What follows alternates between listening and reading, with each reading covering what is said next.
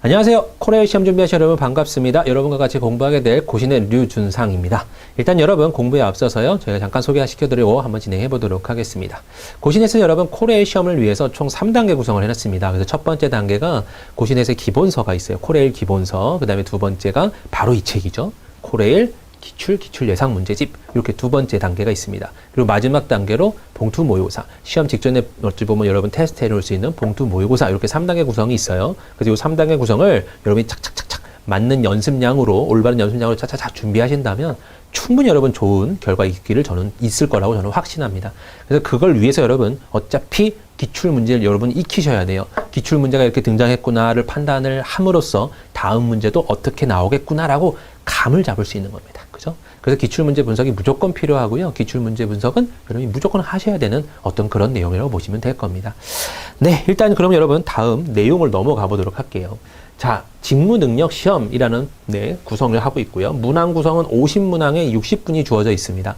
여러분 보시면 알겠지만 한 문제당 1.2분도 안 돼요. 왜냐하면 여러분 마킹하는 시간, 넘기는 시간, 뭐 좀 이렇게 뭐랄까 잠깐 넘어가다 다시 오는 시간, 별별별 시간이 다 추가가 될 겁니다. 그래서 한 문제당 1분 정도라고 보시면 되고요. 여러분이 짧게 푸는 거는 20초, 10초, 좀 길게 푸는 건 1분 3, 40초 이렇게 해야 되는 거예요. 그래서 짧게 푼 거에 대한 남은 시간을 좀 많이 풀어야 되는 거, 많이 투자해야 되는 그런 문제에는 2, 30초를 던져주고 이제 요거에 대한 개념이 여러분 서야 될 겁니다. 그래서 빨리 푸는 문제는 무조건 빨리 푸셔야 되고요. 뭐 당연한 말이지만요. 조금 이렇게 느긋하냐 1분 내에 풀었어. 만족하면 안 돼요, 여러분. 이 문제에서 아낀 시간을 저기서 어려운 문제도 막 투자를 해야 된다는 소리입니다. 무조건 빨리 풀어야 돼요. 빨리 풀 수 있는 문제는. 막 느지막이 풀면 안 돼요, 여러분. 알겠죠? 이제 그런 것까지 다 어찌 보면 제가 이제 말하면서 잔소리 엄청 할 겁니다. 이제 그런 걸 여러분 좀 염두에 두시면서 문제를 풀어봐 주실 거고요. 자, 이 녀석은요, 보면 2018년 4월 14일 오전 시행이라고 적혀 있어요. 오전 시행이 있고 오후 시행이 있나요? 네, 두 개가 있었습니다. 왜냐면요, 여러분 총 3번으로 나눠져 있긴 했었는데요. 왜냐하면 이게 사람 수가 너무 많았어요, 여러분. 사람 수가 많아서 1차 시험, 2차 시험 이런 개념으로 본 겁니다. 그리고 위에는 이제 고졸과 같이 이제 본 시험도 있었고요. 그래서 오전 시험 따로, 오후 시험 따로 여러분 두 번 다 어찌 보면 기출문제 분석을 해야 될 겁니다. 그래서 그 기출문제 분석을 해서 두 번의 시험이 이렇게 나왔으니까 다음 시험도 비슷하겠지라고 생각하시기 바라고요. 자, 문항은요, 여러분 50문항인데 18문항은 의사소통 능력이고요. 그 다음에 17문항은 수리 능력, 그 다음에 마지막 15문항은 문제적 능력 파트로 구성이 되어 있었습니다. 근데 여기 여러분 그 코레에 직접 우리는 이렇게 문제를 낼 거예요 라고 문제를 말을 하지 않는 한요, 거의 비슷하게 나올 거라 여러분 예상하시면 되고요. 안 나와 있을 때가 있어요, 여러분. 막 이번에는 의사소통을 20문제 낼 거야. 막 이렇게 공시를 해주는 어떤 공기업 개념이 있고요. 안 해주는 공기업 개념이 있는데, 코레일은 여러분, 어떻게 구성되어 있는지 안 알려주고 있어요. 그러니까 여러분들이 지금 이 문제를 보면서 파악을 해야 되는 거야. 아, 이 정도로 등장하는구나. 거의 1대1 대 1이지만 의사소통 기술이 조금 많구나. 혹은 거기서 조금 더 왔다 갔다 할 수 있다는 거는 여러분이 약간 여유를 갖고 좀 생각해 주셔야 될 겁니다. 네. 그래서 앞에 있는요, 여러분, 직무능력 시험 전에 주의사항 이런 거 보시면서요, 여러분이, 아, 시험장에선 진짜로 이렇게 진행을 했구나, 라는 거를 현실적으로 좀 이렇게 느껴주시기 바라고요. 이렇구나. 알고 계셔야 돼요. 이거 기본적으로 여러분 알고 계셔야 되는 내용들이 있기 때문에 꼭 읽어보고 시작해 주시기 바랍니다. 네. 그럼 여러분 이제 같이 문제를 한번 풀어보도록 하겠습니다. 네. 일단 1번부터 18번까지는요, 의사소통 능력이고요. 저는요, 19번부터 같이 한번 풀어보도록 하죠. 네, 첫 번째 문제고요. 19번 문제입니다. A 상품과 B 상품의 재고를 할인 판매할 경우와 정상 판매할 경우의 매출액 차이는 얼마겠습니까? 그랬어요. 그럼 여러분 이것도 센스가 조금 이제 생겨야 돼요. 어떤 센스가 생겨야 되냐면, 내가 어떻게 하면 빨리 풀 수 있을까? 이제 첫 번째 여러분이 이제 흔히 말하는 접근하는 방법들이 있어요. 접근을 여러분이 어떻게 하시냐면, 여기서 요거 하나의 가격으로 구하시는 분들이 있어요. 하나. 그냥 두 개에 15,000원이네. 그러면 하나에 17,500원. 와우, 네. 색깔 좀 바꿀게요. 네. 17,500원 이렇게 잡을 수가 있어요. 하나에. 그죠? A 상품은요. B 상품은 한 개에 너무 별로야. 3분의 55,000원 이렇게 잡아야 돼요. 네. 진짜 별로죠. 그렇죠? 그럼 요 상태에서 계산을 하겠다라는 분도 있을 거고요. 아니면 그냥 여기 나와 있는 두 개에 35,000원이니까 60개라 그러면 30배가 해주면 60개가 딱 나오죠. 30세트라고 생각하면요. 그러니까 35,000원에다가 30배를 하는 거예요. 네. 그리고 3개당 55,000원이니까 여기는 20개의 세트가 있겠죠. 그럼 55,000원에 네, 20배를 할 거예요. 그래서 이걸 갖고 전체 정상 판매 시 금액이라고 잡을 수도 있습니다. 그죠? 그럼 당연히 여러분 이 방법과 이 방법이 있다면 여기다 60을 곱하고 여기다 60을 곱하는 방법이 있다면 당연히 이 후자 쪽이 조금 더 센스 있는 행위일 거예요. 맞나요? 네. 그럼 대다수의 분들이 여러분 이쪽은 선택했을 확률이 높아요. 그 다음에 할인 판매를 보면요. 모두 5개에 8만 원으로 아예 그냥 고정을 시켜버렸죠. 그러면 A, B 둘 다 네, 8만 원 5개예요. 5개에 8만 원이니까 이걸 뭐 하나당씩 계산해서 뭔가 계산하시는 분은 생각보다는 없을 거예요. 그럼 60개씩이니까 이것도 총 12세트씩 있겠구나 해서 8만 원 곱하기 12세트 이렇게 계산하신 분도 있을 겁니다. 그죠? 네. 80만 원이네요, 이거는. 네. 그래서 8만 원 곱하기 12세트씩 2개를 곱할 거예요. 2개를 더 할 거죠, 어찌 보면. 그래서 여기서 이걸 내가 빼겠습니다. 라고 풀었던 분들은 대부분일 거예요. 한 80% 정도 이상은 여러분 이렇게 풀었을 확률이 높습니다. 근데 조금만 더 생각을 해보면요. 조금만 더 생각을 해보면 어차피 차이를 구하는 문제예요. 맞나요? 차이를 구하는 문제면 여기서 한 개씩의 값어치를 차이를 구해서 60개를 곱해서도 돼요. 이해되셨나요? 그 방법도 여러분 있잖아요. 방금 여기서 우리가 에이 별로야 했던 그 방법도 괜찮을 수도 있어요. 그러니까 어느 방법이 옳다 그건 여러분 정해져 있는 게 아닙니다. 알겠죠? 저 같은 경우라면요. 이 문제는요. 2개에 35,000원이고 3개에 55,000원이다. 그러면 얘도 2와 3의 여러분 최소 공배수 개념으로 볼 것 같아요. 그래서 6개씩 단위로 여러분 저는 볼 것 같고요. 6개씩 얘는 얼마죠? 6개씩에 105,000원이죠. 네. 얘는 6개씩에 여러분 얼마죠?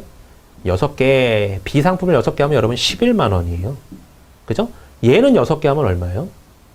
안 맞죠, 여러분? 여기서는요. 5개에 8만 원씩입니다. 아무튼요, 여러분 6개를 다 더해주면 여기 얼마죠? 21만 5천 원 이렇게 나오겠네요. 그럼 21만 5천 원에다가 6개씩이 이거니까 여러분 60개라면요. 공만 하나 더 붙이면 되죠. 그럼 전체 할인 받기 전에요. 정산 판매 시에는 여러분 요만한 금액이 나올 겁니다. 그죠? 그 다음에요. 할인 판매 시에는 5개당 8만 원씩이니까요. 각각 12배씩 하면 되니까 96만 원, 96만 원 2개 더해주면 네, 192만 원 이렇게 나올 거예요. 그래서 2개를 빼주세요 했기 때문에 23만 원 이렇게 나오게 되겠죠. 네. 이런 식으로 저는 아마 구할 것 같은데 어찌 보면 차이점을 구할 수도 있고요. 네, 차이로 계산하실 수도 있고 그냥 이렇게 직접 계산하실 수도 있어요. 그러니까 여러분들이 편한 방법을 선택하시는 겁니다. 어느 방법이 옳다 그런 건 없어요. 근데 저라면 그냥 이렇게 계산할 것 같긴 해요. 네. 그래서 매출의 차이를 구하세요 해서 23만 원 이렇게 잡아 놓을 수 있겠습니다. 항상 여러분 수학은요.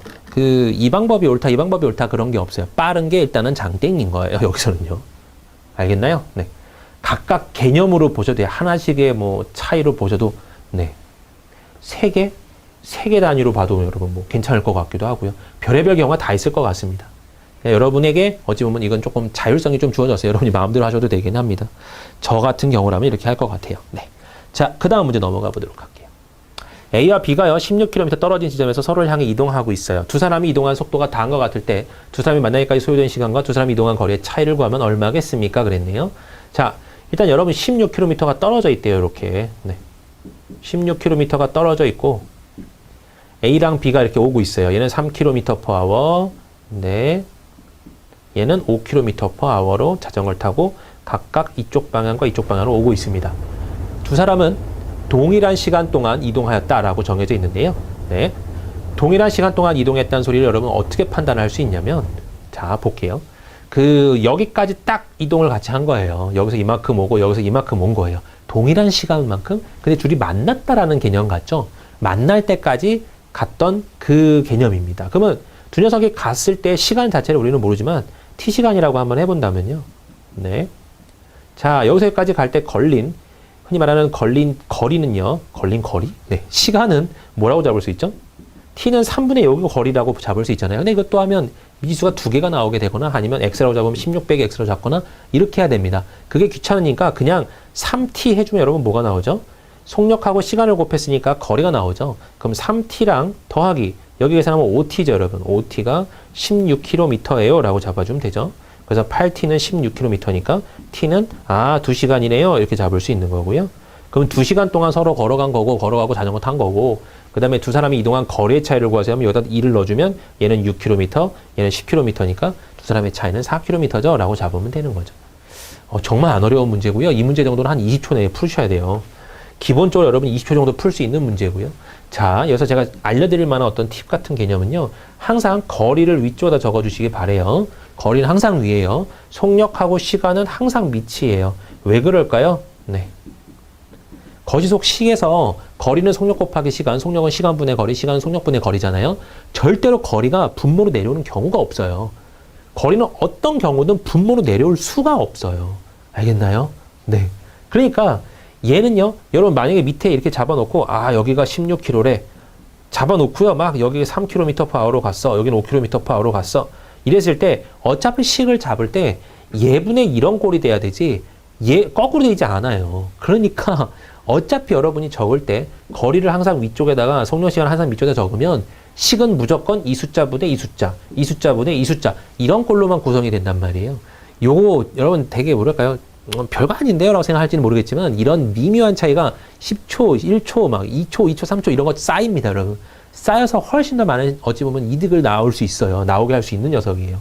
그러니까 무조건 알고는 계셔야 돼요. 그리고 기본적으로 어려운 거 아니니까 여러분이 막 이게 흔히 말하는 네, 여러분들이 갖고 있는 고정관념이 막 철저하게 이렇게 있는 분들도 거의 없겠지만요. 지금부터라도 웬만하면 시간은 위쪽에 속력 시간은 밑쪽에, 거리는 위쪽에, 속력 시간은 밑쪽에. 이런 개념을 여러분 잡아주시면 조금 더 도움이 될 겁니다. 그리고요, 같은 방향으로 가는 녀석이 있고요. 이렇게. 반대 방향에서 서로 오는 게 있어요. 이럴 때는 이 두 녀석의 속력에 뭐가 유리하냐면 차가 유리하고요. 같은 방향으로 올 때는 합이 유리한 겁니다. 그래서 이 두 녀석으로 갔을 때 개념은 거의 차가 나올 거고요. 다른 방향에서 서로 이쪽으로 올 때, 서로 한 지점을 향해서 올 때는 합이라는 개념이 유리합니다. 그래서 3하고 5가였기 때문에 결론적으로는 8t라고 보는 거예요. 8t가 16이네. 그래서 t가 2시간, 2시간 이렇게 나오게 되는 문제죠. 어찌 보면 이렇게 해석했었던 경우가 더 빠르게 풀 수 있는 경우입니다. 네, 참고하시고요. 이것도 여러분 별 방법이 없어요. 너무나도 많은 문제를 풀어봐야 되는 거고 그 문제를 여러분이 겪어보면서 난 이제 이런 거 잘해. 이게 느껴져야 되는 겁니다. 그러기 전까지 여러분 고생할 수밖에 없어요. 자, 그 다음 문제 넘어가 보죠. 다음은 A가 근무하는 부서 직원들의 연말 평가 점수를 나타낸 자료예요. 이 부서 직원들의 점수 평균과 표준 편차는 각각 얼마겠습니까? 그랬어요. 자, 일단은요, 도수분포표가 나왔는데 이런 게 도수라 그래요, 여러분. 도수, 그 다음에 분포에 대한 표가 나왔죠. 그럼 여기에 보면요, 점수가 45 이상 55 미만이라고 나왔는데 이 두 명이 45점, 45점일 수도 있고요. 54점, 54점일 수도 있어요. 그러면 이런 전체 평균 구할 때 값이 어마어마하게 틀려질 거 아니에요. 9점씩이나 차이가 나는데요. 그런 것들 다 어떻게 계산을 하죠? 그래서 우리가 이런 것들을 우리가 흔히 중학교 때 배우셨을 거예요. 계급이라 그러고요. 이 가운데 있는 값을 계급값이라고 합니다. 그래서 딱 절반에 있는 걸 계급값이라 그래요. 그래서 이 녀석의 대표라는 개념으로 50점을 계급값으로 잡아주는 거예요. 여기는 60, 여기는 70, 여기는 80, 여기는 90이야 라고 잡는 겁니다. 알겠나요? 도수분포표에서 이렇게 도표로 나왔을 때는 이런 녀석들의 계급 값을 그냥 이 두 명이 다 50점 맞았다고 이렇게 보라는 겁니다. 알겠죠? 네. 자, 그럼 이 상태에서 평균 구하는 과정은 50점이 두 명이니까 여러분 이거 두 개를 뭐 해야 돼요? 네. 곱하고 싹 다 더한 다음에 이 숫자 전체 다 얼마죠, 여러분? 네. 다 더하려면 또 귀찮네요, 이거. 이거 두 개 더하면 20이고요. 그죠?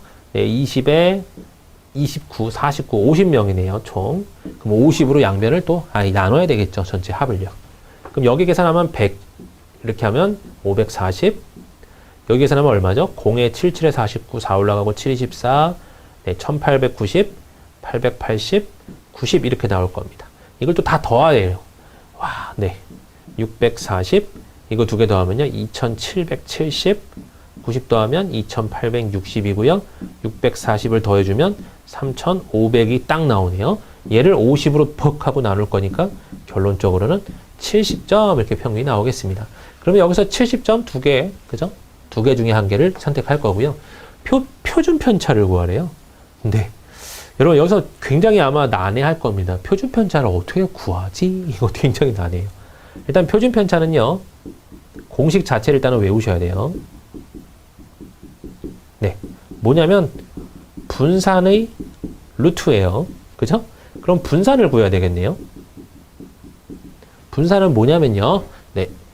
별량에서 네, 평균을 뺍니다. 이것의 평균이에요. 말 되게 어렵죠, 여러분? 그래서 이 말을 우리가 뭐라고 쓰냐면 편차라 그럽니다. 네, 이렇게 적어요. 설명을 좀 드려볼게요. 별량이라고 하는 거는 이런 값들을 의미하는 거예요. 여러분 점수를 의미하는 거예요. 그럼 그런 점수에서 평균 구했지 그 평균을 빼는 거예요. 그래서 그거를 제곱하고요. 제곱한 것들의 총합을 구해버리면 그 나올 거고요. 그걸 전체 또 50개니까 50개로 나눠버리면 이 녀석이 분산이 되는 겁니다. 알겠나요? 좀 어려워요. 그래서 편차, 이걸 편차라 그래요. 편차 제곱의 평균, 이게 여러분 분산식이고요. 또 다른 식으로 고등학교 때 배웠을 만한 식이 있어요, 여러분. 제평평제라고 있어요. 네. 제곱의 평균에서요. 각각 이 값들의 제곱을 하는 거예요. 이 제곱들의 평균을 구한 다음에 방금 구한 평균의 제곱을 빼는 것도 가능합니다. 여러분들이 편하신 걸로 하는 거예요. 이건 고등학교 때 공식이고요. 네. 그죠? 고등학교 확통에 나왔던 공식이고 이거는 중학교 때 나왔던 공식입니다. 여러분이 편한 걸 써주시면 돼요. 문제 상황 속으로 또 편한 걸 잡아주시면 되고요. 빨리 구할 수 있는 방법 없어요. 네, 없어요. 그냥 없어요. 그냥 이거 다 하셔야 돼요. 그냥 별로예요, 여러분. 이걸 1분 내에 풀 수 있나요? 저는 제가 볼 때는 못 풀어요. 그러면 이런 문제는 어떻게 해야 되냐면 일단은 건너뛰고요. 표준 편차 구하래. 아유 몰라. 건너뛰고 밑에 거 쫙 다 풀고 와서 시간이 남을 때 덤벼야 되는 문제예요. 이걸 여러분 처음부터 덤볐다가 이게 만약에 2분, 3분 걸리면요. 뒤에서 풀 수 있는 문제도 시간이 없어서 그 흔히 말하는 마음이 콩닥콩닥해지는 그 마음으로 문제를 풀게 됩니다. 그러면 다 안 풀려요. 그것도 여러분 연습해 두셔야 돼요. 시간이 없어 내가 어떻게 마인드 컨트롤을 해서 내가 시험 문제를 잘 봐야 될 것인가 이것도 연습을 하셔야 되는데 지금 이 문제가 여러분 그 대표적으로 쉬운 문제지만 시간 잡아먹는 문제예요.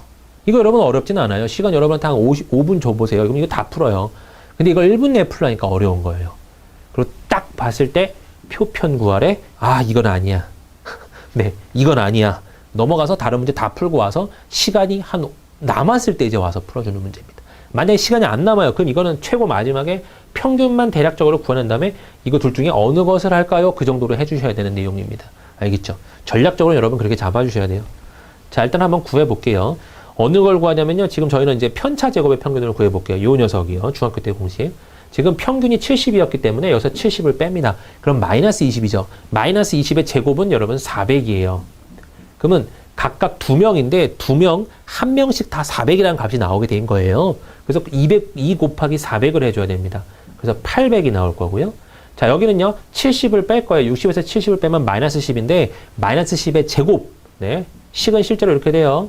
이걸 뺀 거의 제곱. 그래서 결국은 100이 나올 거고요. 100에다가 9명이니까 여기서는 900이 나올 겁니다.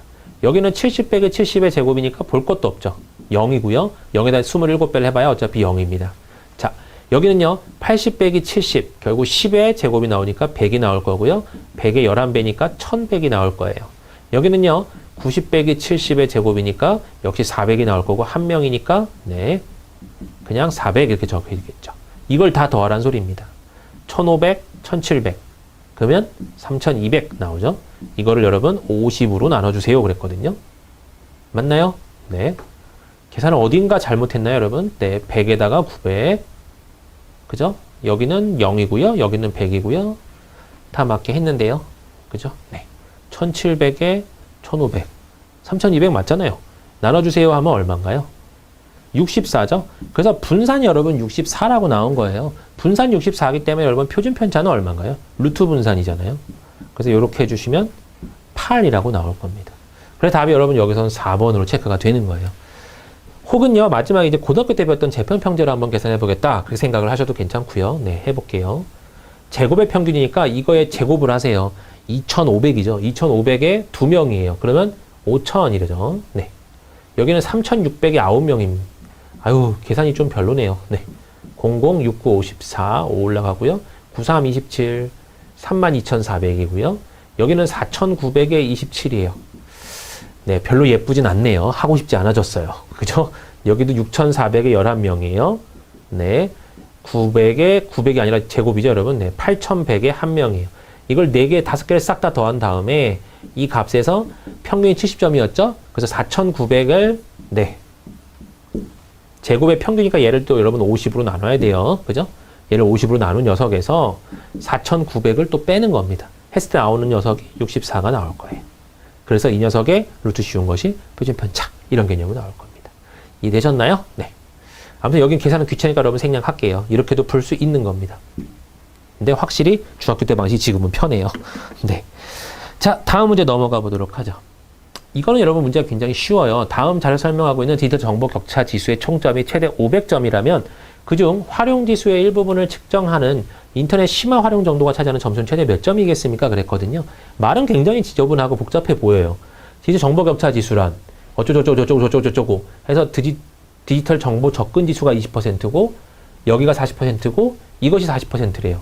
근데 지금 활용 지수의 일부분을 측정하는데 인터넷 심화 활용 정도를 구하래요. 인터넷 심화 활용 정도가 여러분 여기에요. 이 녀석이죠. 그럼 여기 20%잖아요. 근데 실제로 디지털 정보 활용 지수가 여러분 몇 %예요?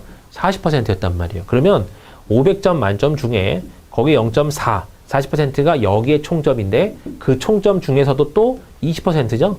0.2가 인터넷 심화 활용 정도예요. 그죠? 그랬을 때 인터넷 심화 활용 정도가 차지하는 점수는 최대 몇 점이겠습니까? 라고 그랬네요. 그럼 결국 이거 계산하면 되는 소리잖아요. 계산하면 얼마죠, 여러분? 0.08이에요, 이거. 네. 그럼 8 곱하기 500 하니까 40점 나올 겁니다. 네. 00 두 자리 보내버리고요. 그럼 5 곱하기 8이 나와요. 그래서 5, 8에 40, 최대 40점입니다. 라는 개념이 나오죠. 전혀 어렵지 않죠? 이런 거에서 여러분 시간을 엄청나게 아낄 수 있는 겁니다. 다음 문제요. 무슨 기업 근처에는 직각삼각형 모양의 공원이 있어요. 공원 각 지점 사이의 거리와 공원의 둘레와 다음과 같을 때 공원의 넓이는 얼마겠습니까? 그랬네요. 자, ABC라고 가정하고요. 공원 A지점에서 B지점의 길이는 18m라고 합니다. 그 다음에 전체는 72m래요. 그럼 여기를 여러분, 네, X라고 잡죠, 뭐. 네. 여기가 몇이죠, 여러분? 전체 72에서 X 빼고 18 빼면 되잖아요. 일단 18을 빼면 54인가요? 54에서도 또 X를 뺄 겁니다, 이렇게. 그죠? 그러면 여기서 뭘 쓸 수 있나요, 여러분? 직각이기 때문에 당연히 피타고라 쓸 수 있어요. 그래서 X제곱은 18제곱 더하기 54 빼기 X의 전체 제곱 이렇게 해서 구할 겁니다. 자, 여러분에게 하나의 어찌 보면 팁 아닌 팁을 드리자면요. 수학은요, 지저분하려면 끝도 없이 지저분해요, 여러분. 이런 것들. 그잖아요. 지저분하려면 끝도 없이 지저분한데 웬만하면 편하게 나오지 않을까라는 그런 막연한 마음이 있습니다. 그래서 이걸 굳이 계산해도 여러분 x는 뭐 제곱 지어지고 x는 몇 이렇게 나올 거예요. 하지만 너무 별로예요. 왜냐하면 우리가 알고 있는 정수비는 몇 개 있잖아요. 삼각형, 직각삼각형에서 여러분 정수비가 뭐가 있나요? 3대 4대 5도 있고요. 그 다음에 조금 지저분하지만 5대 12대 13 이런 거 기억나시나요? 기억이 나시길 바랍니다. 뭐 8대 15대 17만 별거 다 있긴 해요. 근데 그나마 많이 등장하는 게 이거 두 개란 말이에요. 그 다음에 뭐죠? 정삼각형의 반쪽인 1대 2대 루트 3. 그 다음에 직각 이등변 삼각형인 1대 1대 루트 2. 얘네들은 여러분 뭐가 등장하죠? 루트가 등장하잖아요. 루트가 등장하는데 둘레의 길이가 70이다? 깔끔하다? 그럴 리가 없단 말이에요. 그러니까 이런 것들은 아니란 소리예요. 그럼 우리가 알고 있는 얘나 얘 중에 하나가 아닐까라고 고민을 조금 해보는 겁니다. 자, 이거 더해주면 여러분 25에 30이죠, 합이. 그럼 30을 72로 나누려고 그러면 또 소수점이 나올 거란 말이에요. 그러니까 이 비율도 아닌 것 같은데 얘는 여러분 3, 4, 5죠. 합이 12란 말이에요. 72, 6으로 나눠 떨어지잖아요. 12로 나누면 6이 나올 거 아니에요. 그럼 여기다 각각 6배씩 하면 되나? 라고 약간 미루어 짐작을 해보는 거예요. 그래서 여기가 18m가 딱 나오니까 아, 여기는 24m와 여기는 30m면 되겠네. 합도 72가 딱 나오고요. 그죠? 18, 24, 30 이런 식으로 여러분 눈치를 조금 이렇게 한 칸 더 위에 올라가서 얍삽하게 볼 줄 아는 눈이 좀 열려야 됩니다. 그래서 이거는 이 식을 풀면 여러분 시간 낭비하는 거고요. 딱 보자마자 3대 4대 5 아니야? 라고 느낌으로 바바박 했어. 그리고 72가 나오게끔 맞추면 여러분 잘하신 거예요. 그게 오히려 더 제일 빨리 푸는 방법이죠. 그래서 여기가 여러분 얼마냐면 24가 됐고 여기가 30이 될 겁니다. 그렇기 때문에 공원의 넓이는 얼마입니까? 했을 때 18 곱하기 24 곱하기 2분의 1 하면 되는 거겠죠. 그죠? 2분의 1도 이런 거 2분의 1이지만 여기를 한 자릿수로 바꾸는 게 조금 더 나을 거예요. 9, 28에 216입니다. 라고 잡아주시면 되겠네요. 이해되셨죠? 네. 다음 문제 넘어가 보도록 하죠. 아무튼 귀찮은 과정은 최대한 지양해 주시기 바라고요. A는 인터넷 사이트에서 교육에 사용할 동영상 자료를 다운받았습니다. 파일 다운받는 소요된 시간과 속도가 알려갔을 때 A가 다운받은 파일의 크기는 얼마겠습니까? 이것도 여러분 마찬가지 아까 위의 문제랑요. 초당 600kb고요. 인터넷 사이트에 접속하여 팔았는데 소요한 시간은 총 1분 15초이다 그랬는데 접속하고 다운을 받기까지 걸리는 시간이래요. 네, 파일 다운돼 받는 소요 시간은 인터넷 사이트 접속 시간 걸린 시간의 4배이다. 자, 인터넷 접속 시간이 있대요. 그 다음에 다운로드 시간이 있대요. 근데 여기는 여기에 4배래요. A당 4A가 받는 거죠. 그러면 A 시간, 4A 시간 더했을 때가 1분 15초입니다. 그럼 여러분 15초란 단어가 4분의 1분이잖아요. 15초는 4분의 1분이란 말이에요. 그럼 여기가 4분의 1분이고 얘는 4분의 4분이에요. 딱 나눠 떨어지는 것 같지 않나요? 딱 나눠 떨어지는 거. 그죠?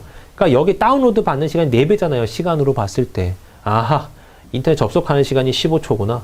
그래서 다운로드 받는 데 걸리는 시간이 1분이구나. 이런 정도로 따다다닥 구분 지을 수 있는 겁니다. 이건 여러분 무슨 계산을 통해서 간다 그러면 지저분해져요. 5A라는 시간이 1분 15초이다. 초로 바꿔주면 75초이다. 이렇게 가는 거거든요. 그래서 5A가 75니까 이거 나눠주면 A는 15초구나. 그래서 인터넷 접속 시간이 15초, 다운로드가 1분 이렇게 잡는 것처럼 굳이 이 단계를 왜 거쳐요? 그냥 느낌상 딱 보면 나오는 건데요. 그런 것도 여러분 많아져야 돼요. 제가 너무 뭐랄까요? 좀 허무맹랑한 걸 말씀드릴 수 있는데 이런 것들이 여러분 잘 보여야 문제가 빨리빨리 풀려서 시간을 엄청나게 아낄 수 있는 겁니다. 분명 여러분 그 의사소통 능력 문제 보시면 알겠지만 문제가 이렇게 록록하지가 않아요. 차라리 수학에서 시간을 팍 땡겨놓고 그쪽에 시간을 팍 투자를 해주셔야 되는 형태가 굉장히 많을 겁니다.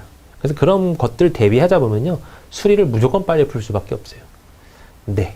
그럼 결론적으로 다운받는 시간은 1분이었다는 소리고 초당 600kb니까요. 60초를 곱해주면 되겠죠. 네. 그러면 36,000kb 이렇게 나오겠네요. 이해되셨죠? 네. 답은 4번 이렇게 나오겠습니다. 자, 그 다음 문제 또 넘어가 보도록 하죠. 네.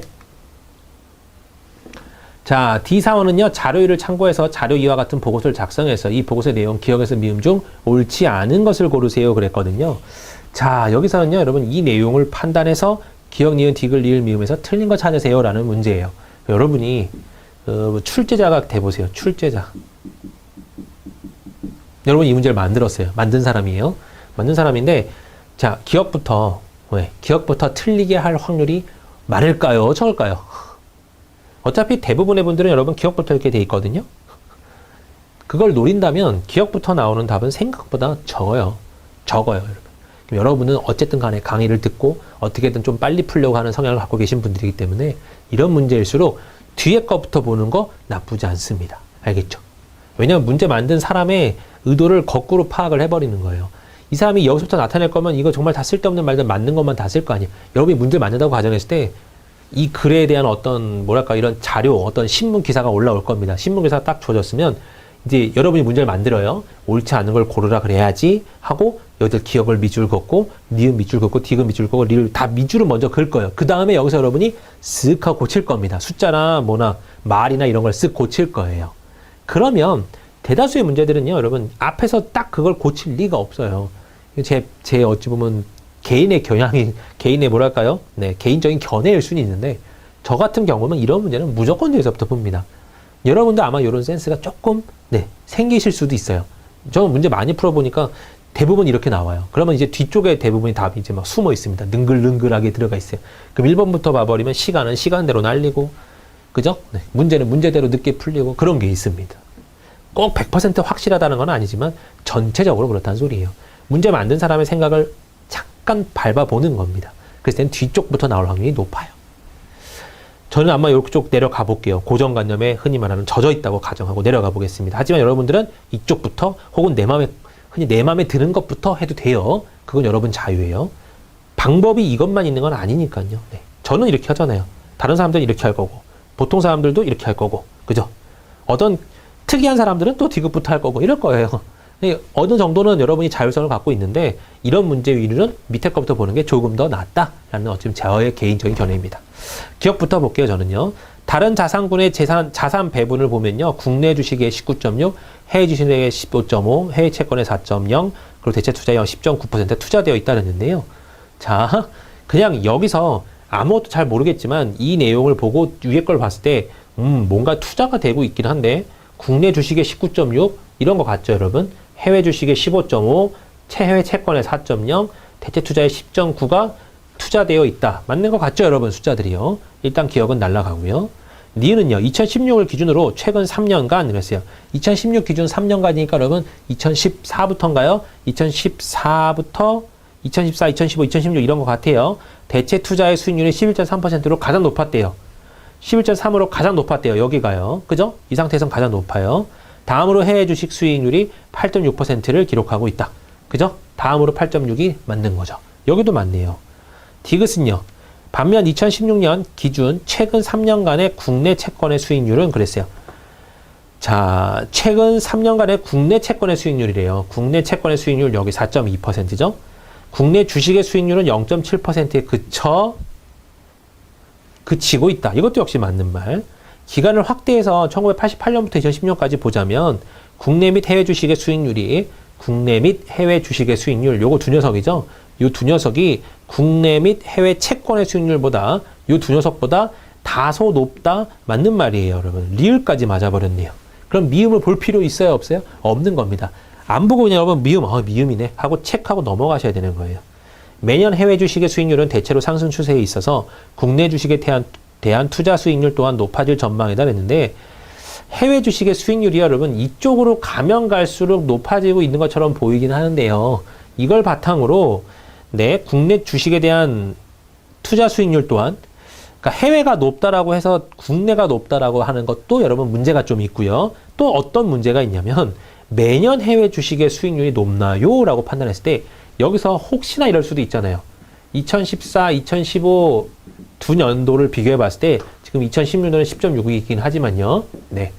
2016은 10.6이었습니다. 했을지언정 여기서 혹시나 마이너스 1이 나왔다고 쳐봐요. 여기가 어마어마하게 높아요. 만약에 막 20몇 몇 % 나왔다고 쳐봐요. 그렇게 나온다면 10.6 나올 수 있거든요. 그죠? 그러면 매년 증가했다라고 보기도 좀 그래요. 감소했다가 올라갔다가 그것도 모를 뿐더러 그러니까 모르는 거 투성이를 갖고 말을 해놨습니다. 그러니까 얘가 여러분 대놓고 틀렸다고 말할 수 있는 거죠. 그죠? 답이 그래서 미음입니다. 그러니까 저 같은 경우라면 뒤에 것부터 보고 매년 해외 주식의 수익률은 대체로 상승 추세에 있어서 해외 주식의 투자가 상승 추세에 있긴 한 것 같긴 한데요. 국내 주식에 대한 투입 투자율 여기만 봐도 뭐 벌써 팍 떨어진 건 눈에 보이잖아요. 이런 말이 없더라도 매년을 비교할 수 있나? 매년 전체를 내가 어떻게든 각각 연도를 내가 다 알 수 있나? 거기서부터 벌써 의문이 막 이만큼 생깁니다. 그런 거 여러분 답이에요. 위에 거 막 약간 불안해서 위에 걸 보는 사람도 있어요. 보는 분들도 있는데 봐봐 여러분 시간 낭비입니다. 지금 이 문제 대표적인 그런 예예요. 그러니까 문제 많이 풀다 보면 너밖에 없네. 답이 나오게 되어 있어요. 연습 9시면 여러분들 연습을 안 하신 분들은 이건 절대 못 갖는 감이고요. 연습 많이 해보신 분들은 딱 보자마자 이게 너무 애매한데 이거 답이야 라고 나오는 게 있어요. 지금 이 문제는 약간 그런 뉘앙스의 문제입니다. 다음 자료를 보고 질문에 답하세요 라고 또 문제가 나왔네요. 같이 한번 또 보도록 하죠. 지금 문제 봤더니요. 제시된 자료의 조사 기간 중 부품 소재 내수 규모가 가장 작은 애와 가장 큰 애를 순서대로 나열한 것을 고르래요. 그러면 지금 이 보기를 먼저 보는 것도 여러분 괜찮아요. 11년, 16년 잡혀있죠. 그러니까 11년이나 16년 둘 중에 하나겠구나 라고 보시는 겁니다. 그죠? 17년도 여러분 봐도 되고요. 필요한 것만 보는 거예요. 일단은 필요한 것만. 가장 작은 해. 그럼 지금 490대고요. 전부 다 500대긴 한데 여기도 여러분 어떻게 나와야 되나요? 일단 계산을 해야 되겠죠. 내수를 봤더니 생산이라는 값에서 뭘 뺀 거예요? 수출을 빼고 수입을 더했대요. 요 위에 값을 빼고 요 아래 값을 더했다고 합니다. 그럼 이걸 이렇게 생각할 수 있나요, 여러분? 생산 마이너스 수출 빼기 수입이라고 적을 수 있죠, 여러분. 부호만 잘 바꿔주시면 돼요. 이걸 괄호로 묶은 겁니다. 이해되셨죠? 마이너스를 앞에 묶고 나서요. 그러면 여기서 이걸 뺀 거를 빼라는 거구나. 그럼 지금 비어있는 2014년 같은 경우는 요거 두 개를 빼버리면 104거든요. 104를 빼라는 거구나. 그러면 554 이렇게 나올 겁니다. 그죠? 여기 두 개의 차를 구하면요. 115가 나오네요. 180에 280에 294 맞죠? 115를 여기다 빼는 겁니다. 그러면 545 이렇게 나올 거예요. 자, 여기는요. 301에서 179를 빼면 여러분 얼마죠? 130이 아니라 122거든요. 122를 빼면 500 몇이 나오죠? 36 이렇게 나올 거예요. 그러면 가장 작았던 해는 득 봐도 여러분 2011년도가 나오고 가장 컸던 해는 554였죠? 2013이네요. 2011년도와 2013년도라고 나오게 되겠네요. 그렇죠? 답은 1번 잡을 수 있는 거고요. 제시된 자료에 대한 내용으로 옳지 않은 것을 고르세요 그랬어요. 자, 조사 기간 중 부품 소재 생산 규모가 전년 대비 가장 큰 비율로 증가하는 2012년도에 따르는데요. 생산 규모가 전년 대비 가장 큰 비율로 증가했대요. 자, 생산 규모가 전년 대비 가장 큰 비율로 증가했다는 소리는 여기서 갑자기 58이나 늘었어요. 맞나요? 58이나 늘었고 58이면 여러분 584에 58이 늘었다는 소리는 거의 10% 가까이 늘었다는 소리예요. 여기 증가율은 여러분 10%라고 보시면 될 겁니다. 이런 거 여러분 암산이 가능해야 돼요. 640에서 658하면 16밖에 안 늘었죠. 16이니까 이거 4% 정도밖에 안 늘었어요. 이런 거 여러분이 암산이 가능해줘야 돼요. 이건 거의 동하고요. 이건 오히려 떨어졌고 이건 또 오히려 떨어졌어요. 얘도 오르긴 했는데 올라봐야 638에 한 3% 정도 올랐나요? 네. 대략 한 3% 정도 오는 것 같네요. 그러니까 이런 정도의 어림사는 여러분 굉장히 빠르게 따다다닥 나올 수 있어야 됩니다. 그랬을 때 전년 대비 가장 큰 비율로 증가하는 2012년도이다. 맞는 말이죠. 네. 조사 기간 중 2015년 부품 소재 생산, 수출, 수익 규모는 모두 전년 대비 하락하였다 그랬는데요. 2015년도 잘 살펴보죠. 생산 하락했죠. 내수 하락했고요. 네, 2015년도에요. 수출 하락, 수입 하락이에요. 전부 다 하락했어요. 네, 맞는 말이래요. 조사 기간 중 부품 소재 생산 규모는 2012년 이후 600조 원을 상회한다 그랬는데요.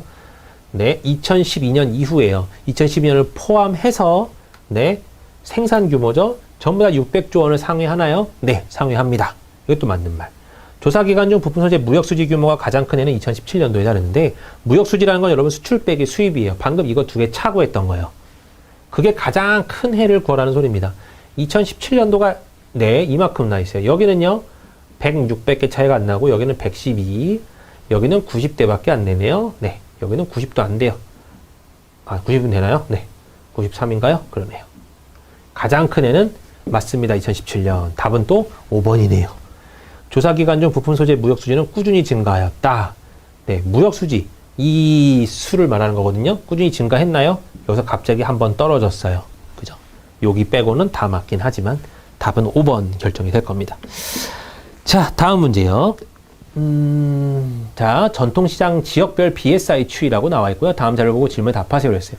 뭔지 몰라도 돼요, 여러분. 이 표는 지금 전혀 봐서는 안 되는 거고 기업 경기 실사지수라고 하네요. BSI라는 게. 몰랐어도 여러분 이거 보면 알 수 있는 거고 경기 동향조사의 BSI 지수 산출 방법은 이렇고 이런 방법을 통해서 나타낸다고 합니다. 라고 나온 거죠. 자, 아래 자료 참고할 때요. 다음 중 전통시장의 지역별 BSI 추이에 대한 설명으로 옳지 않은 것을 고르세요 그랬거든요. 자, 여기서는요. 일단 이런 문제 볼 때 여러분 이거 글씨 읽었다고 해봐요. BSI에 대한 대충의 설명이 나와 있는 겁니다. 100 이상이면 경기가 좋고 100 미만이 경기가 안 좋다고 판단합니다. 라는 소리가 있어요. 이게 근거예요. 자, 모든이라는 말을 잘 보세요. 모든. 네. 모든. 굉장히 틀릴 수 있는 문제예요. 왜냐하면 전부 다 돼야 돼요. 그래서 이런 거 시간이 없을 때 만약에 여러분이 이제 옳지 않은 거 고르세요 그러면 모든, 항상, 매년 이런 거 여러분 조심하게 보면 되는 거예요.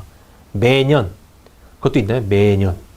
그런 말은 안 보이네요. 지속적. 이것도 여러분 잘 보셔야 되는 말들입니다.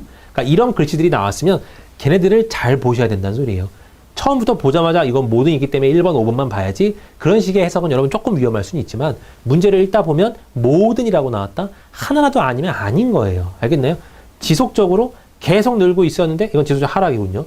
계속 줄고 있었는데 잠깐 늘었다가 준 것도 지속적으로 하락이란 말을 쓰면 안 돼요. 알겠나요? 그러니까 그런 거 말에 흔히 말하는 함정이 들어가 있는 문제들이 은근 존재합니다. 그런 문제들 유형이라고 보시면 돼요. 1번 볼게요. 2017년 12월 지역별 전통시장 체감 BSI는 그냥 이거예요. 체감이라고 하니까 위에가 체감, 밑에가 전망이잖아요. 체감이라는 말은 모든 지역에서 전월 대비 하락하였다. 12월은요. 하락이죠. 이거 맞네요. 제주 지역만이 2018년 1월 전통시장 경기 호황을 전망하고 있다. 2018년 1월. 네. 전망을 봤을 때 100이 넘어가면 여러분 호황이라 그랬죠? 네. 여기만 호황을 기대하고 있어요. 맞는 말이고요. 경기 충남 전북 지역에서 전월 대비 2018년 1월 전통시장 경기 전망치는 상승했다는데 네. 경기 충남 전북 지역. 전망보다 높았던 지역을 살펴보래요. 이것도 올라갔죠? 네. 이것도 올라갔어요. 얘도 올라갔고요. 제주는 오히려 떨어졌네요. 경기 충남 전북 이렇게 나옵니다. 이것도 맞는 말이고요. 최근 3개월간 서울 지역의 전통시장 경기 전망치는 지속적인 하락세에 있다. 최근 3개월간인데 2018년 1월이라고 보는 것 같아요. 3개월이라고 한다면 지속적으로 하락세가 있나요? 네. 점점 떨어지고 있긴 하죠. 전망세는요. 그죠? 네. 이것도 맞는 말이네요. 지난 6개월간 모든 지역의 전통시장 체감 경기는 9월에 최고점을 기록했다. 이런 것이 항상 틀리는, 요 개념 때문에 틀리는 문제가 나온 겁니다. 9월 달에 최고점을 기록했나요? 네. 꽤나 크긴 한데 얘 보세요. 충남은 여기가 더 크죠? 네. 여기도 전북도 이쪽이 더 크잖아요. 그죠? 나머지 것들은 여기가 크긴 한데 얘들이 여러분 여기가 제일 크지 않아요. 그러니까 그것만 봐도 아이고 이건 틀렸구나 라고 판단할 수 있는 겁니다. 아, 지금 여러분 12월이라고 보는 거겠군요. 그죠? 12월 그냥 적혀 있었어요. 그죠? 그럼 3개월이니까 여기서부터 봐도 됩니다. 떨어진다라는 표현을 썼던 거고요. 서울도. 그러니까 금방 판단할 수 있는 문제예요. 다음 문제 넘어가 보죠. 네, 다음 문제 넘어가 볼게요. 부산의 전통시장 200개 업체를 대상으로 경기 전망을 묻는 설문조사 실시하였고요. 경기 전망 조사 결과가 아래와 같을 때 부산의 전통시장 경기를 전망하는 BSI를 바르게 계산한 것을 고르세요 그랬거든요.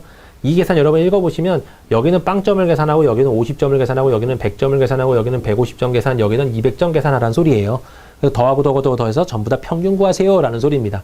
그랬을 때 100보다 이상이면 뭐 호황이고 100보다 낮으면 불황이고 이제 그런 개념으로 잡는 거예요. 그럼 여기도 어차피 계산하라는 소리니까 0점 곱하기 25니까 어차피 0이죠. 50 곱하기 60이니까 여러분 3000 나올 거예요. 그 다음에 여기서 5000 이렇게 나올 거고요. 여기서 150에 45니까 이런 거 별로 안 예쁘잖아요. 여기다 2를 줘버리세요. 그러면 75 곱하기 90이 나올 겁니다. 이러면 조금 더 깔끔해져요. 네, 0, 95, 45, 97에 63, 67. 여긴 200 곱하기 20이니까 4000 나올 겁니다. 이걸 싹 다 더한 다음에 전체 개수 200개로 나눌 거예요. 이해되셨나요? 네, 나눠주면요. 9000에 12000에 18750이라고 나오고요. 얘를 200으로 나눠주세요 했기 때문에 0 하나는 날라갈 거고요. 여기 9, 180, 75 나오니까 3, 60, 150, 7, 네, 140, 그죠? 네. 그 다음에 10이 나오니까 100이 나오니까 여기다가 5 나와주면 되겠네요. 그래서 93.75 이렇게 나올 겁니다. 이렇게 구하셔도 되고요. 그 다음에 여러분이 혹시 가평균의 개념을 아신다면 가평균이란 건 여러분 뭐죠? 평균 잡을 때 귀찮아서 하는 짓이 가평균이에요. 가짜 평균을 구하세요 라는 소리인데 네, 진짜 평균이라고 표현을 해야 되겠군요. 진평균, 이거 저희가 만든 말이에요. 이런 단어가 있는 건 아니에요. 진짜 평균은 가짜 평균에다가 뭘 하면 되냐면 네, 이쪽을 말로 쓸게요. 가편차의 평균. 이게 뭔 소리예요? 네, 이런 겁니다. 만약에 30, 31, 32 이렇게 세 개가 있었어요. 이 녀석의 평균을 구하세요. 그럼 뭐 다 더하고 3 나누면 되죠. 그러니까 이렇게 간단한 문제는 그게 더 빨라요. 근데 요거를 가평균 요 개념으로 잡아볼게요. 내가 마음대로 찍는 거예요, 평균을. 그냥 이거 대충 평균이 30 같아. 그럼 30으로 찍어 놓고 얘를 평균으로 보는 거예요. 가짜 평균이지만. 그 다음에 편차니까 여기다 이걸 빼는 겁니다. 그럼 얘는 0이죠. 네, 3분의 얘는 편차가 0이고 얘는 편차가 1이에요. 얘는 편차가 2죠, 여러분. 요렇게. 그러면 이걸 계산해 주는 겁니다. 그럼 30 더하기 3분의 3 나오니까 31 이렇게 나온단 말이에요. 그럼 이게 진짜 평균이란 소리예요. 이해되셨나요? 그래서 가짜 평균은 어느 때 줬냐면 요 문제가 만약에 이제 문제가 여러분 이렇게 진상을 떨었다고 해봐요. 230, 231, 232, 235, 237 이거 10개 나왔다고 해봐요. 238, 239, 241, 243 이런 식으로요. 둘, 넷, 여섯, 여덟, 9개죠. 245까지 잡아보죠. 이거 평균 구하래요. 별로예요. 안 예뻐요. 이럴 때 가평균이 정말 빛을 발휘합니다. 자, 만약에 이거 10개 평균을 구해야 된다 그러면 여러분이 찍어보는 거예요. 그냥 가운데 있는 거 이거 한번 찍어볼까? 하고 잡아보는 겁니다. 가짜 평균을 내가 238이라고 잡았어. 라고 한다면요. 총 10개의 항목이기 때문에요. 10분의 여기 편차를 구하는 거예요. -8이죠. 230에서 238을 빼니까 -8이에요. 여기는 -7, 여기는 -6, 여기는 -3, 여기는 -1, 얘는 0. 자, 그 다음에 얘는 1, 얘는 2, 3이군요. 얘는 5, 얘는 7 이렇게 나오죠. 삭제해보죠. 7, 7, 3, 3, 5랑 1이랑 6이랑 하나 지어줄게요. 10분의 -9죠. 에이, 예쁘진 않네요. 아무튼 238 더하기 10분의 -9입니다. 그럼 0.9를 빼란 소리니까 237.1이 이 녀석의 평균이란 소리예요. 훨씬 빠를 수도 있어요. 네, 그러니까 가평균이 빛을 발휘하는 어떤 경우입니다. 그랬을 때 이거를 여러분 가평균으로 풀어보면요. 네, 여러분이 평균을 아무나 잡아요. 100을 그냥 평균으로 잡아볼게요. 그냥 가평균을 내가 100으로 잡았어 한다면 여기는 여러분 몇이 나오죠? 마이너스 100이잖아요. 마이너스 100인데 25개나 있단 말이에요. 그럼 마이너스 2500. 이쪽이 여러분 200점이기 때문에 평균을 100으로 잡았기 때문에 플러스 100점이란 말이에요. 플러스 100이니까 여기는 플러스 2000이라고 잡을 수 있습니다. 자, 여기는요. 여기가 100이고 여기가 마이너스 50이었죠. 여기는 편차를 계산하니까 마이너스 50이에요. 마이너스 50 곱하기 60이니까요. 마이너스 3000. 여기는 플러스 50이죠. 네. 플러스 50에 2545개니까 2250이에요. 이렇게 될 거예요. 그래서 이거를 전체 200개로 나누면 이것도 답이 될 겁니다. 계산을 해주면요. 자, 여기서 마이너스가 5500이고요. 더하기가 4250이에요. 4250. 더해주면 마이너스 1250입니다. 마이너스 1250을 200으로 나누면요. 마이너스 6.25가 나와요. 그래서 100에서 6.25를 빼니까 93.75네 라고 구할 수도 있는 겁니다.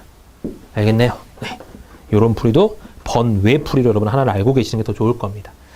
자, 그 다음 문제요. 다음 자료 보고 아래 질문 답하세요라고 그랬고요. 성별 기대 수명, 주요국의 기대 수명. 일단 읽지 마세요. 읽지 말고 문제 와서 이제 필요할 때 보는 거예요. 제시된 자료에 대한 내용으로 옳은 것을 고르세요 그랬거든요. 자, 우리나라 여자의 기대 수명이 남자보다 꾸준히 높게 나타났으며 이때 보는 거예요. 여자가 항상 꾸준히 높겠죠. 상식적으로도 그렇잖아요, 여러분. 쭉 여기 라인을 읽어보니까 그래요. 확실히 맞고요. 성별 기대 수명의 차이가 가장 크게 나타나는 애는 1990년도이다. 차이를 봤더니 여기가 12.4살이에요. 12.4세인데 12.4세보다 커질 때가 없나요, 혹시? 네, 12.4세. 아니군요. 네, 계산 또 완전 잘못했어요. 거꾸로 계산해버렸네요. 여기서 이걸 빼야 되죠? 네. 빼면 얼마인가요? 8.4세인가요? 네. 대략 8.4세 되는 것 같네요. 그럼 8.4세보다 더 커질 때가 보이잖아요, 이런데요. 여기만 봐도 여러분 8.4세보다는 커 보이죠? 그죠? 그러니까 지금 여기서 보면 가장 크게 나타났던 애는 1990년도이다. 틀렸어요, 이거는. 왜냐면 80년도만 봐도 둘의 차이가 여러분 얼마냐면요. 8.11에다가 8.52예요. 여기는 8.4밖에 안 되는데. 그죠? 그러니까 거기만 봐도 틀렸다라고 판단했을 겁니다. 기대 수명이 가장 높은 국가부터 가장 낮은 국가까지 순위를 매기세요 그랬거든요. 1980년도에 11개국의 기대 수명 순위는 2015년과 동일하다 그랬는데, 네. 1980년도의 기대 수명 순위는요, 지금, 네, 이게 막 왔다리 갔다리 하고 있어요. 하지만 2015년도도요, 네, 여기는 순서대로 지킨 건가요? 여기도 안 지켰네요. 네, 따져봐야 되겠네요. 가장 작은 수죠? 네, 가장 작은 수는 얘가 맞네요. 그 다음이 영국인가요? 아니죠. 독일이 72.3이죠? 네, 독일이라고 보죠. 그리고 여기 지금 11개국이라고 적혀있는데 여러분 보세요. 2, 4, 6, 8, 10개밖에 없는데 왜 11개국일까요? 우리나라가 껴있거든요. 그러니까 우리나라도 여러분 편입시켜야 돼요. 이해되셨나요? 그러면 1등이 누구냐면 여기만 봐도 알겠네요. 여러분. 1등이 지금은 중국이 가장 가장 빨리 죽어요. 그 다음이 우리나라였어요. 2등이 우리나라였단 말이에요. 빨리 죽는 나이 순으로 정하자면. 그런데 여기만 해도요. 2015년도만 해도 중국이 1등이죠. 하지만 우리나라가 2등은 아니에요. 그죠? 맞잖아요. 다른 나라보다도 우리나라 오래 사는 나라가 좀 있다. 우리나라 오래 산단 말이에요. 말이 막 엉키네요. 그러니까 요것만 봐도 틀렸구나 라는 것도 알 수 있는 겁니다.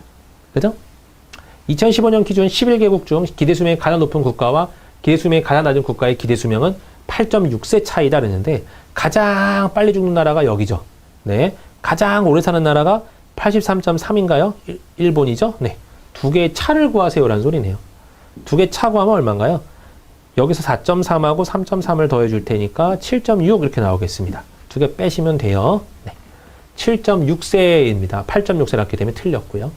11개국 중 기대 수명 80세를 넘는 국가는 2000년도에는 1개국에서 2010년에는 7개국으로 증가했다 그랬는데요.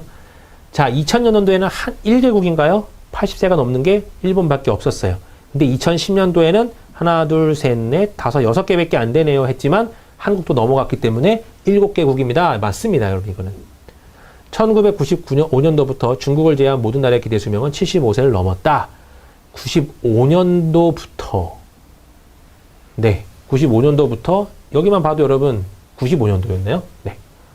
95년도부터 전부 다 75세를 넘었나요? 이겁니다.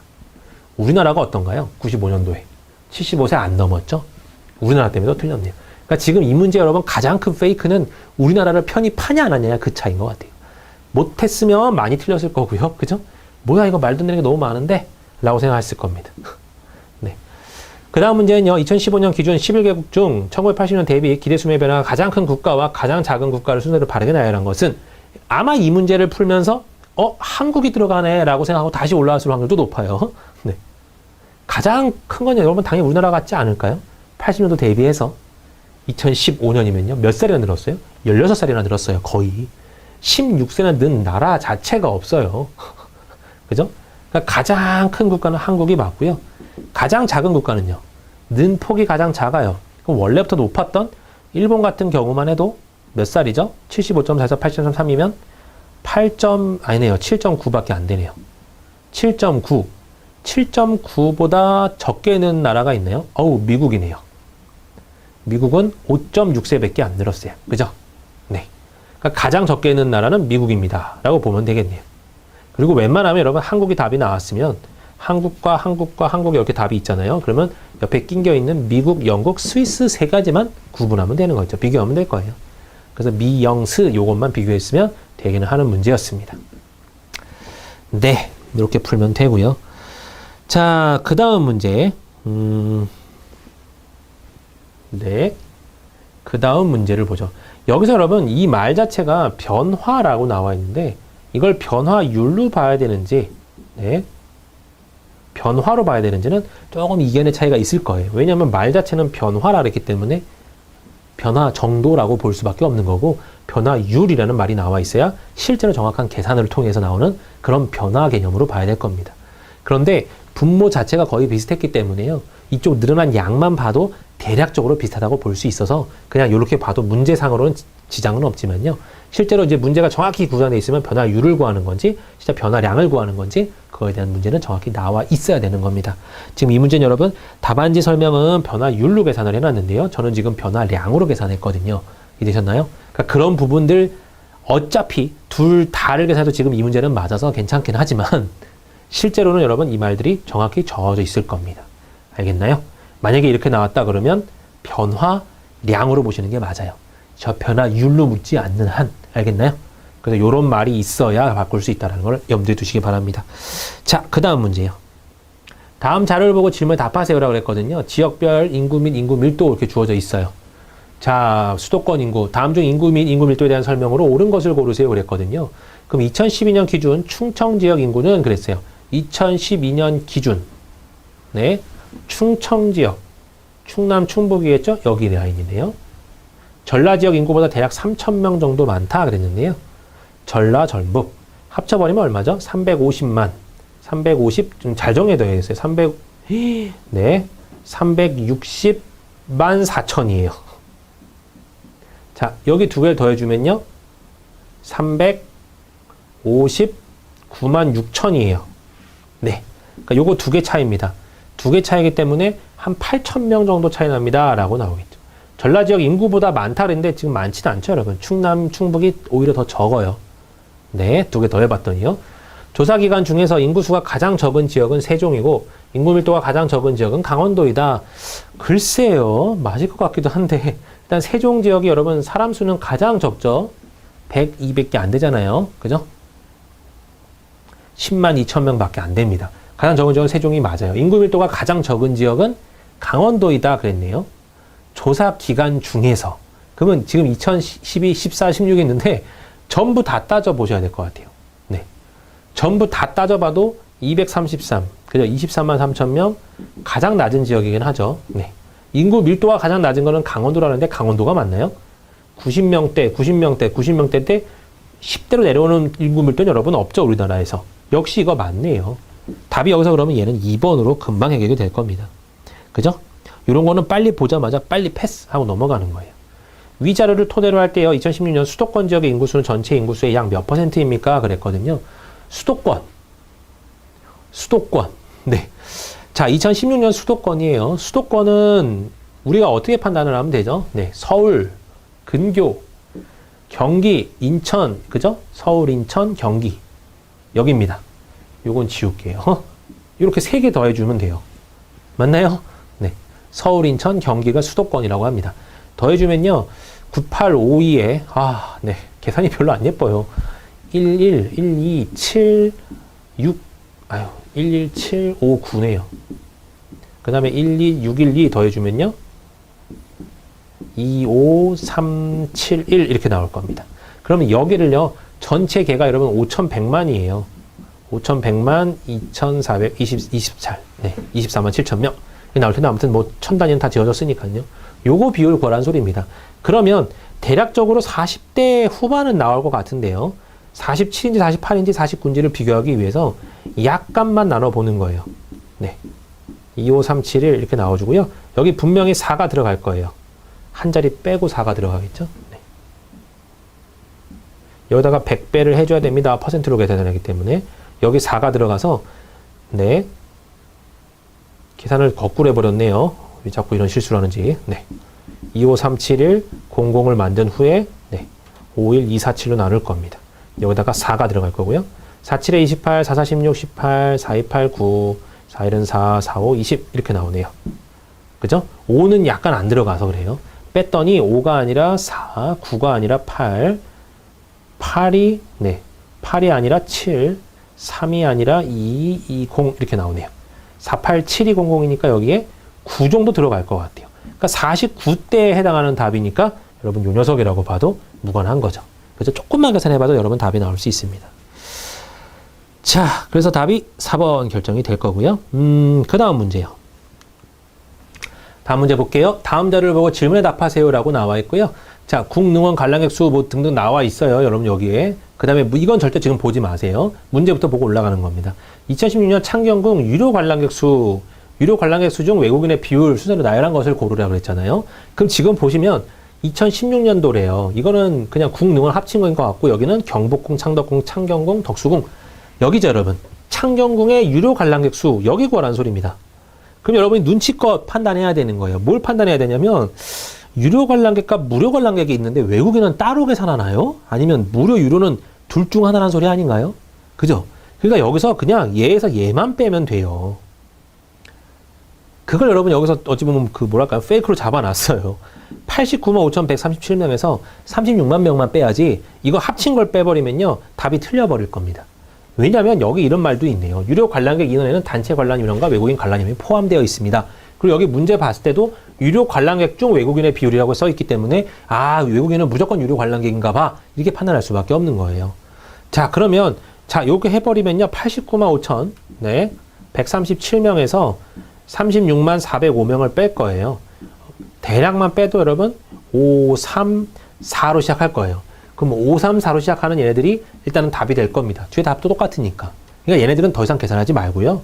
53만 4,732명인가 봐 라고 생각하고 거기에 49,749명의 퍼센트를 구하래요.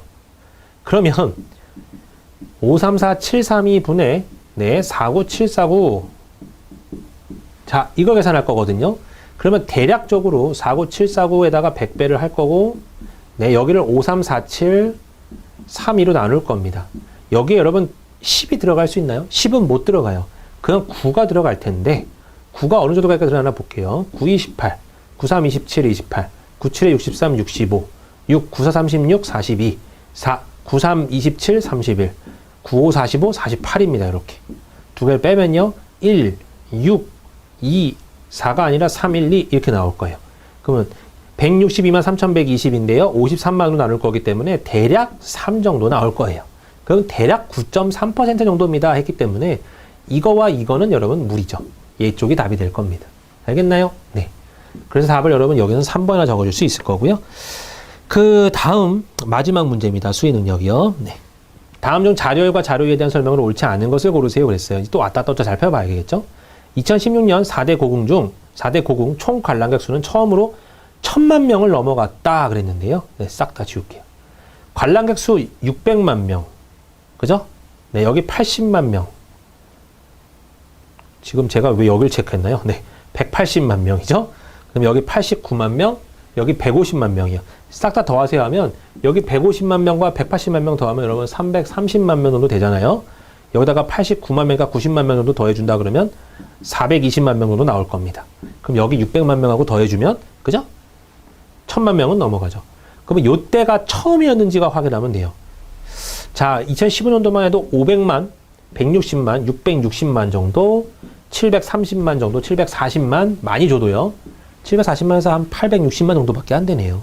나머지 것들도 네, 대략적으로 계산해 봤을 때 넘어갈 것 같지는 않아요. 갑자기 2010년에 많이 늘었어요.